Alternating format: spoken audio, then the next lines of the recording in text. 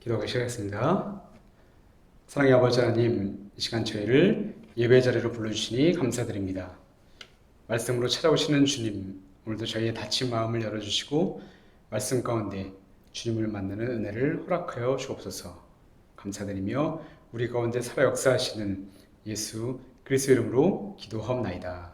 아멘. 여러분들 한 주간 잘 지내셨죠? 아침 저녁으로는 쌀쌀한데 낮에는 왜 이렇게 더운지 모르겠습니다. 마치 여름이 벌써 온 것만 같습니다. 이런 날씨처럼 이 시간 말씀을 통해 우리의 영혼에는 주님의 따뜻한 사랑이 스며들고 또한 하늘의 위로와 소망으로 우리의 마음이 시원케 되는 그런 귀한 시간 되시기를 주님의 이름으로 축복합니다. 아멘. 러시아의 대문호 톨스토이가 쓴 짧은 소설 하나를 읽어드리며 말씀을 시작할까 합니다. 바로 구두 수선공 마틴 할아버지의 이야기인데요. 추운 겨울 어느 날 깊은 슬픔에 잠겨있던 마틴 할아버지에게 하나님의 음성이 들려왔습니다. 마틴아, 내가 내일 너를 찾아가겠다. 창밖을 잘 살펴보거라. 할아버지는 다음날 아침 일찍부터 설레는 마음으로 주님을 기다렸습니다. 예수님은 어떤 모습으로 오실지, 어떤 화려한 광채를 내뿜고 오실지, 아니면 화려한 왕의 옷을 입고 오실지 할아버지는 창밖에 눈을 뗄 수가 없었죠. 근데 이상하게도 온종일 할아버지 앞에 나타난 사람들은 예수님이 아니라 평범한 이웃들 뿐이었습니다. 아침에는 추위에 떨며 눈을 치우는 가난한 노인이 지나갔는데 할아버지는 그를 불러 따뜻한 차를 대접해 주었고요. 점심때쯤에는 얇은 옷을 입고 아기를 안은 채 떨고 있는 여인을 보았을 때 할아버지는 그에게 따뜻한 수프를 먹이고 자신의 겉옷을 벗어주게 됩니다. 오후에는 사과를 훔치다 붙잡힌 소년과 화가 난 할머니를 서로 화해시켜 주기도 했죠. 어느덧 해가 지고 밤이 되었습니다. 마틴 할아버지는 못내 아쉬운 마음으로 하나님께 이렇게 기도를 드립니다. 주님, 어찌하여 제게 오지 않으셨습니까? 제가 온종일 기다렸는데.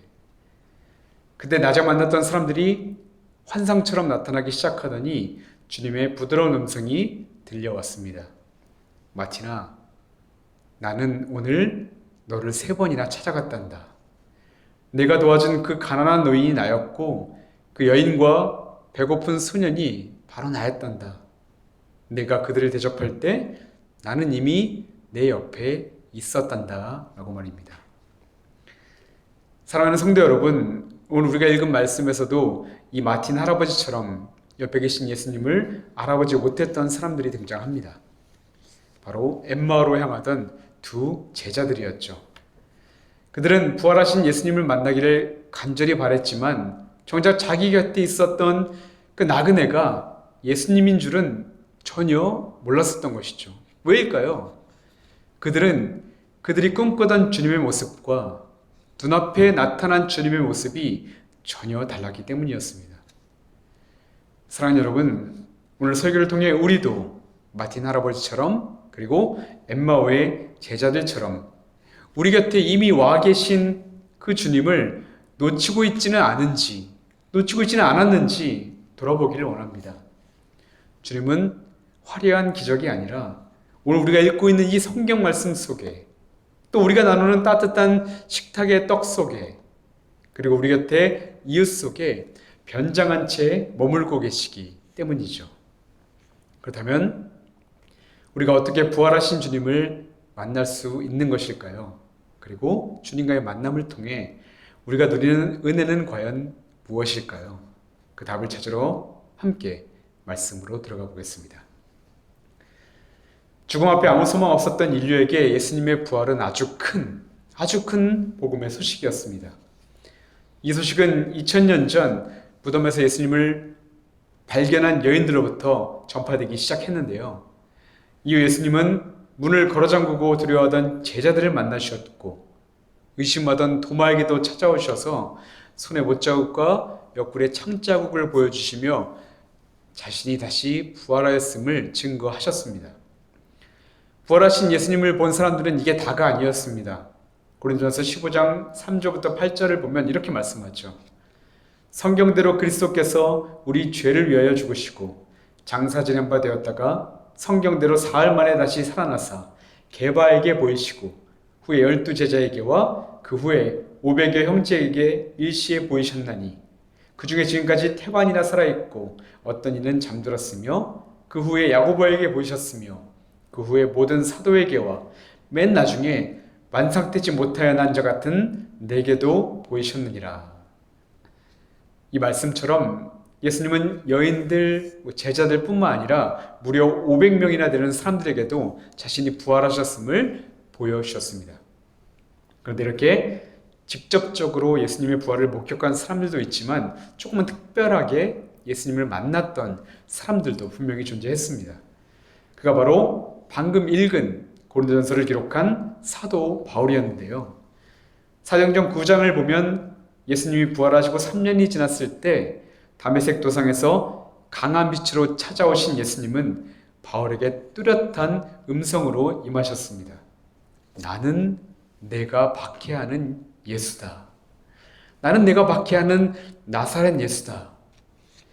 기독교인들을 박해하던 바울은 주님과 이 특별한 만남 이후로 변화되어 주님 앞에 회개하고 결국 이방인의 사도로서 사명을 감당하게 되죠. 그런데 또 이처럼 아주 생생하고 감동적인 경우와는 또 다르게 조금 다른 방식으로 예수님을 만났던 사람들이 있었습니다. 그들이 바로 오늘 본문의 엠마오로 향하는 두 제자라고 할 수 있죠.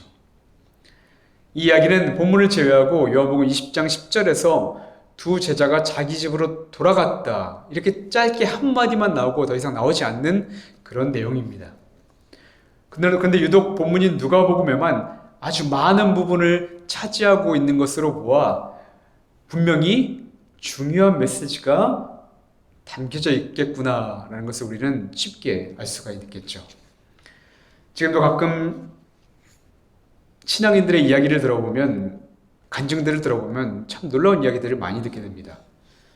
성경 인물들처럼 갑자기 밝은 빛이 비치더니 예수님의 형상을 보았다거나, 꿈속에서 예수님이 나타나셨다거나, 기도하던 중에 뚜렷한 주님의 음성을 들었다는 사람들의 이야기. 여러분들도 한 번쯤은 신앙생활 하시면서 한 번쯤은 꼭 들어보셨을 것입니다. 그래서 저도 어렸을 적에는 이런 소망을 했던 적이 있었습니다. 하나님, 저에게도 좀 나타내주시면 안 됩니까? 음성이라도 좀 듣고 싶어요. 근데 솔직히 말하면 제가 좀 교만했던 것 같습니다. 저는 평생 간증거리가 될 만한 그런 어떤 특별한 체험을 하고 싶었던 것 같아요. 그런데 그걸 아시고 저한테는 안 나타나 주시더라고요. 근데 여러분, 제가 확실하게 말씀드릴 수 있는 것은 이제는 우리가 부활하신 예수님을 만나는 방식은 바울이나 제자들처럼 특별한 환상이나 사건을 통해서라기보다는 오히려 오늘 본문에 나오는 엠마오로 가는 두 제자와 같은 모습이 바로 우리가 주님을 만날 수 있는 그런 확실한 방법인 것이죠. 말씀에는 두 명의 제자가 나옵니다. 예수님이 부활하신 그날 아침 이 두 제자는 예루살렘에서 엠마오로 가고 있었습니다. 예루살렘에서 엠마오는 11km밖에 되지 않을 정도로 굉장히 짧은 거리에 있는 곳이었는데요. 예루살렘은 해가 뜨는 동쪽에 위치했고 엠마오는 해가 지는 서쪽에 위치했습니다. 또 예루살렘의 지대는 좀 높은 곳에 위치했고 엠마오는 낮은 곳에 위치했습니다. 그러니까 이를 상징적으로 우리가 보면 지금 제자들은 소망의 땅 예루살렘에서 절망의 땅 엠마오로 향하는 그런 길이었다고 할 수 있는 것이죠. 이들이 엠마오로 내려가는 이유는 아주 단순했습니다. 다른 여느 제자들과 마찬가지로 메시아 왕국을 소망하며 예수님을 따라 다녔지만 십자가에서 아무런 힘없이 죽으시는 예수님을 보았기 때문이었죠. 다시 부활할 것이다 라는 예수님의 말씀이 생각나서 3일은 기다려 보았지만 또 여인들로부터 빈무덤에서 천사들을 만났다는 그런 소문도 들었지만 자신들이 실제로 보지 못했으니 그게 믿어지지 않았던 것이었습니다. 17절 말씀의 뒷부분을 보면 이들의 마음을 잘 표현한 말씀이 하나 나오는데요. 두 사람이 슬픈 빛을 띠고 머물러 서더라. 성경이 표현하듯 그들이 꿈꾸던 소망은 다 사라져버렸고 오직 절망과 슬픔만 남은 채 엠마오로 그들은 터덜터덜 발걸음을 옮기고 있었던 것이었습니다. 그런데 바로 그때 그들 앞에 아주 놀라운 일이 일어납니다. 부활하신 예수님이 이들과 동행하고 계셨던 것이죠. 15절을 보면 믿음 없는 그들에게 예수님이 먼저 말씀을 들려주셨습니다. 그리고 그 말씀이 무엇입니까? 27절이죠. 이에 모세와 및 모든 선지자의 글로 시작하여 모든 성경에 쓴 바 자기에게 관한 것을 자세히 설명하시니라. 그렇다면 여러분 궁금하지 않습니까? 지금 예수님이 이 두 제자들에게 어떤 말씀을 들려주셨다는 것일까요? 모세와 모든 선지자들의 글과 모든 성경에 쓴 바 자기에 관한 것을 전했다고 하는데 그 내용이 과연 어떤 것이었을까요? 아마도 지금 제자들의 머릿속을 가득 채우고 있었던 그 질문, 메시아가 어떻게 그렇게 허망하게 죽을 수 있느냐? 이 질문에 대하여 구약의 말씀을 펼쳐 예수님은 그들에게 설명하셨을 것입니다. 먼저 예수님은 모세의 글을 통해 하나님의 오래된 약속을 상기시켰을 것입니다. 얘들아, 창세기 3장에서 하나님이 처음 주신 약속을 기억하느냐? 사람이 죄를 지었을 때 하나님은 그냥 심판하지 않으시고 이렇게 말씀하셨단다. 여자의 후손이 와서 뱀의 머리를 상하게 할 것이야. 이 말은 지금은 사탄과 죄가 이긴 것처럼 보이지만 하나님이 보내실 한 분이 와서 사탄과 죄를 완전히 깨뜨릴 것이라는 뜻이야. 그리고 그 약속이 바로 지금 나를 통해 이루어진 것이란다. 그리고 그 다음 예수님은 선지자들의 글을 가지고 그들의 심장을 두드리셨을 것입니다. 많은 말씀 중에 특히 이사야 53장 5절, 6절 말씀을 꼭 들려주셨겠죠. 그가 찔림은 우리의 허물 때문이요 그가 상함은 우리의 죄악 때문이라. 그가 징계를 받음으로 우리가 평화를 누리고 그가 채찍에 맞음으로 우리가 나음을 입었노라. 우리는 다 양 같아서 각기 제 갈 길로 갔거늘 여호와께서는 우리 모두의 죄악을 그에게 담당시키셨도다. 아멘. 제자들은 이 말씀을 듣고 전율했을 것입니다. 우리가 보았던 그 비참한 십자가가 실패가 아니었구나. 우리 죄를 위해 대신 매를 맞으신 하나님의 사랑이었구나. 힘없이 죽으셨던 이유가 잠잠한 양같이 하나님의 말씀에 그저 순종하셨기 때문이었구나 라고 말이죠. 또한 이에 그치지 않고 주님은 시편을 통해 부활의 확신을 그들에게 허락하셨을 것입니다. 시편 16편 10절 말씀, 주께서 내 영혼을 스올에 버리지 아니하시며 주의 거룩한 자를 멸망시키지 않으실 것임이니이다. 이처럼 예수님은 성경 구석구석에 숨겨진 자신의 고난과 영광의 흔적들을 하나하나 찾아내어 연결해 주었을 것입니다. 성경이라는 거대한 지도가 결국에는 예수 그리스도를 통한 구원이라는 한 방향을 가리키고 있음을 그들에게 설명하셨던 것이죠. 근데 여러분, 놀라운 사실이 하나 있습니다. 지금 제자들은 영의 눈에 가려워져 있어서 지금 옆에서 이 성경 말씀을 들려주고 있는 이분이 예수님이라는 것을 몰랐다는 거예요.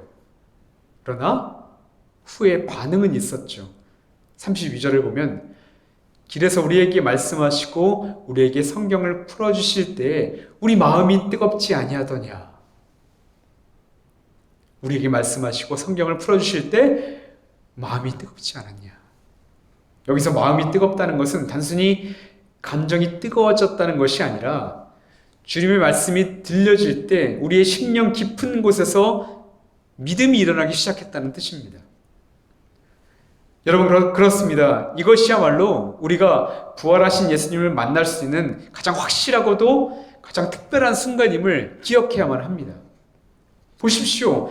제자들이 마음이 뜨거워진 것은 그들이 예수님을 보았기 때문이 아니라 예수님이 성경을 풀어주셨을 때였습니다. 말씀을 들려주셨을 때였습니다.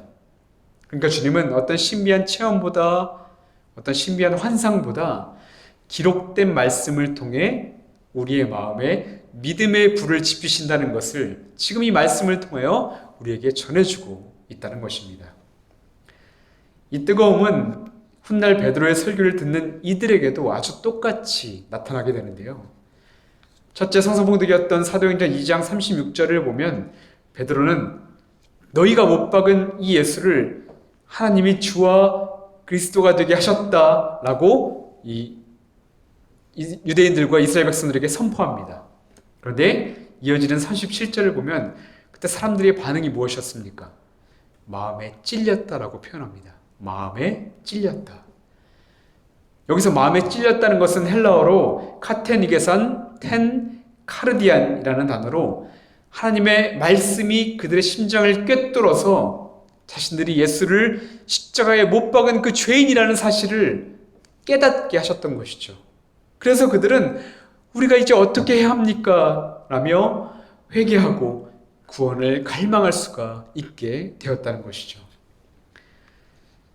여러분, 서론에서 말씀드렸듯 우리는 주님을 만나고 싶어 합니다. 저처럼 평생 간증거리로 삼을 만한 놀랍고 신비한 모습으로 등장하는 주님을 만나고 싶어 하죠. 그러나 오늘 말씀에서 우리가 확실하게 주님을 만날 수 있는 방법은 어떤 기적이나 환상이 아니라 바로 말씀, 즉 성경 속에 있다라고 말씀합니다. 주님은 말씀을 통해 우리를 만나주신다 약속하셨고, 주님은 말씀을 통해 이미 우리를 향한 당신의 마음을 다 기록해 놓으셨고, 주님은 말씀을 통해 우리에게 위로와 평안과 구원의 소망을 주시기를 원하셨기 때문이죠. 그 다음에 여러분, 그 말씀들이 무엇입니까? 주님은 우리가 혼자라고 느껴질 때 히브리서 13장 5절을 통해 이렇게 말씀합니다.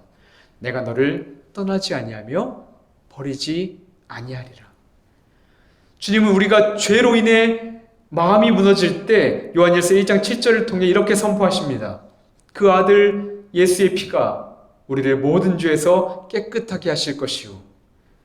주님은 우리가 죄의 짐에 눌려 지쳐있을 때 마태복음 11장 28절을 가지고 우리를 이렇게 초대하십니다. 수고하고 무거운 짐진 자들아 다 내게로 오라. 내가 너희를 쉬게 하리라. 주님은 우리가 상한 마음으로 위로가 필요할 때 시편 147편 3절을 통해 이렇게 위로하십니다. 그는 상한 마음을 고치시며 그들의 상처를 싸매 주시는도다. 주님은 우리가 앞이 보이지 않아 불안할 때 베드로전서 1장 3절을 통해 우리에게 소망을 약속하십니다. 우리 주 예수 그리스도의 하나님 아버지께서 예수 그리스도를 죽은 자 가운데서 부활하게 하심으로 말미암아 우리를 거듭나게 하사 산소망이 있게 하셨으며, 그리고 결국 주님은 우리를 향해 로마서 8장 1절을 통해 이렇게 선언하십니다. 그러므로 이제 그리스도 예수 안에 있는 자에게는 결코 정죄함이 없도다 라고 말이죠. 이처럼 부활하신 주님은 때로는 은밀함으로, 때로는 속삭임으로, 때로는 우리의 심령을 감동케 하심으로 말씀을 통하여 늘 우리를 만나 주신다는 것입니다.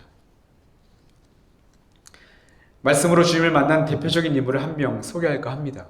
바로 마틴 루터죠. 그는 죄의 가책에서 벗어나려 아주 부단히 노력했던 사람이었습니다. 예수님이 본디오 빌라도의 법정으로 올라가실 때 그 밟았다던 그 로마에 있는 빌라도 계단을 그는 무릎으로 걸어 오르며 고행을 쌓았던 사람이었습니다. 몸을 괴롭게 하면 죄를 억제하고 하나님께 더 가까이 갈 수 있다고 여겨 극단적으로 금식을 하고 일부러 추위 속에서 잠을 자기도 했습니다. 하지만 아무리 노력하고 공로를 쌓아도 마음의 평안도 구원의 확신도 들지 않았던 것입니다. 그러다 비텐베르크 수도원 탑 안에서 로마서 1장 17절 의인은 믿음으로 말미암아 살리라, 이 말씀을 깨닫는 순간 그는 말씀으로 역사하시는 주님을 그제서야 만나게 됩니다. 내가 무엇을 해서 의로워지려는 삶을 다 내려놓고 이미 예수 그리스도께서 이루신 그 복음을 믿음으로 받아들이게 되었고, 그제서야 비로소 구원의 기쁨과 자유를 마음껏 누릴 수가 있게 되었던 것이죠. 후에 루터는 자신의 탑 체험을 이렇게 고백합니다. 이 말씀을 통해 나는 다시 태어난 것 같았고 열린 문을 통해 낙원에 들어간 느낌이었다 라고 말입니다. 사랑하는 여러분, 우리가 지난 부활절부터 2주 전의 부활절부터 지금까지 쭉 읽어왔던 말씀들, 예수님의 제자들이나 의심했던 도마나 그리고 지금 본문의 엠마오의 두 제자의 이야기를 통해 알 수 있듯 인간은 결코 스스로의 힘으로는 예수님의 부활을 믿을 수 없는 그런 존재입니다.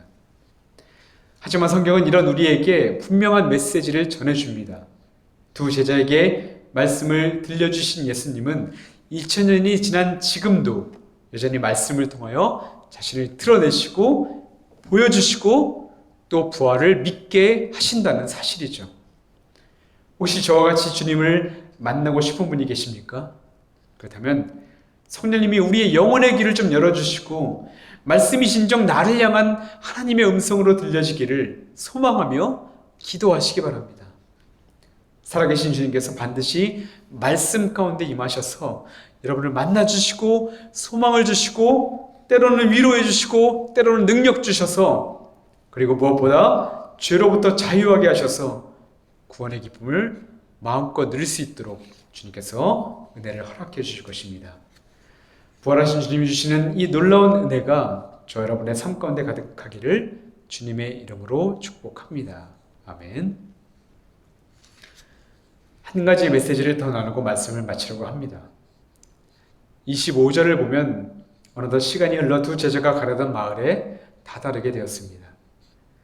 저녁때가 되고 날이 저물었으니 우리 집에 좀 머물러 달라라는 제자들의 권유에 예수님은 함께 집으로 들어가게 되죠.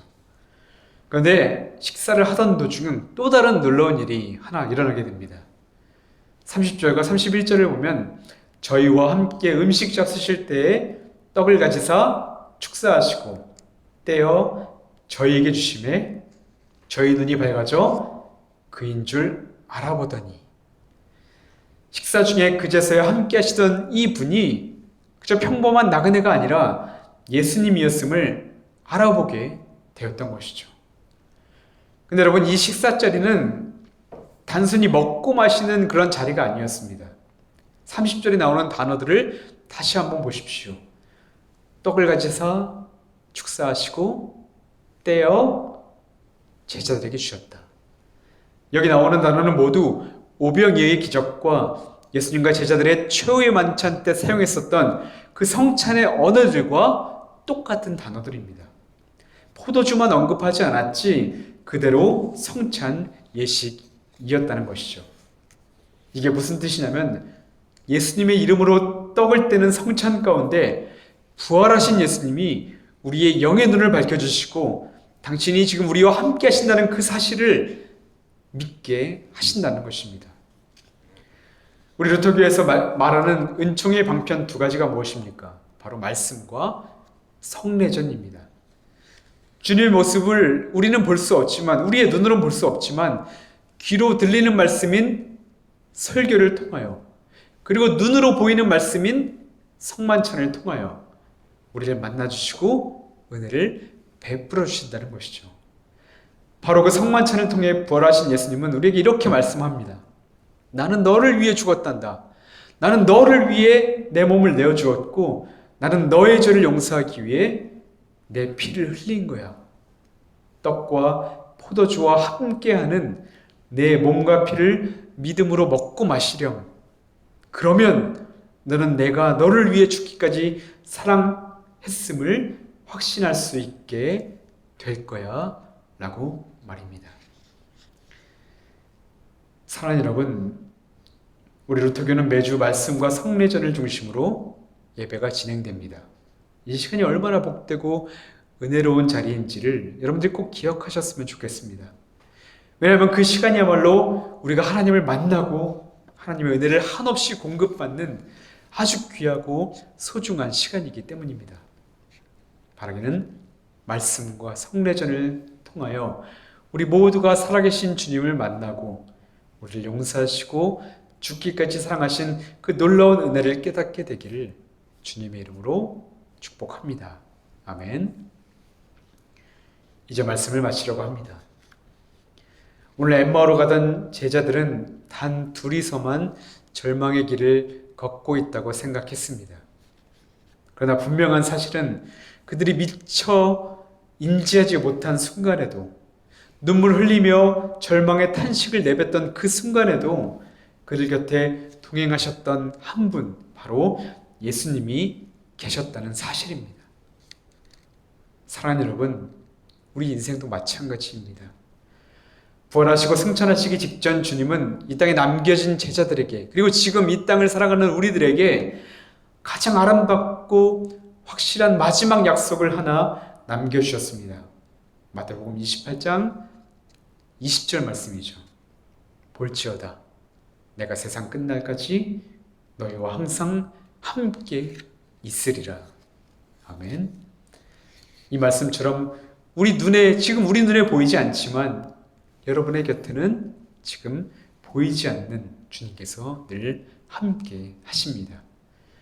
때로는 말씀으로 여러분들의 마음을 뜨겁게 하시고, 때로는 성찬의 은혜로 여러분의 영의 눈을 열어주시며, 여러분이 다시 소망의 땅 예루살렘, 곧 천국으로 들어갈 때까지 묵묵히 곁을 지켜주신다고 말씀합니다. 바라기는 우리 곁을 지키시는 그 세 번째 사람, 부활하신 예수님을 만나는 은혜가 저와 여러분에게 있기를 바랍니다.